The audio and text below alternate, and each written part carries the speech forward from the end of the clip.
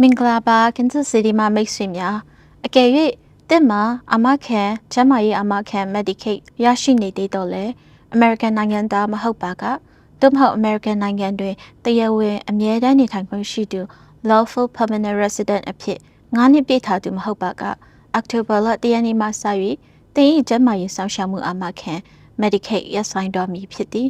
ထို့သူ ACA Marketplace Obamacare မှာတစ်ဆင့်ကျန်းမာရေးအာမခံဝယ်ယူထားသူများသည်လည်းဒီဇင်ဘာလ31ရက်နေ့တွင်၎င်းတို့၏အာမခံအကျုံးဝင်မှုကုန်ဆုံးသွားမည်ဖြစ်ပါသည်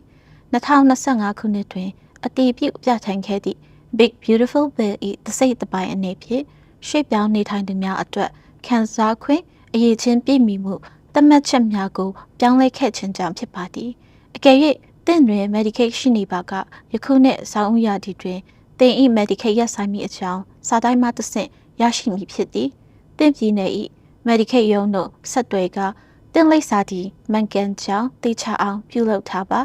Marketplace ကျန်းမာရေးအာမခံရှိသူများအတွက်လက်ရှိအာမခံသည်ယခုနှစ်ကုန်ထိဆက်လက်အကျုံးဝင်မည်ဖြစ်တော်လဲ Open Enrollment ကာလအတွင်း2022ခုနှစ်တွင်ကျန်းမာရေးအာမခံအသစ်လျှောက်ထားရန်အရေးချင်းပြည့်မီတော်မူမဟုတ်ပါ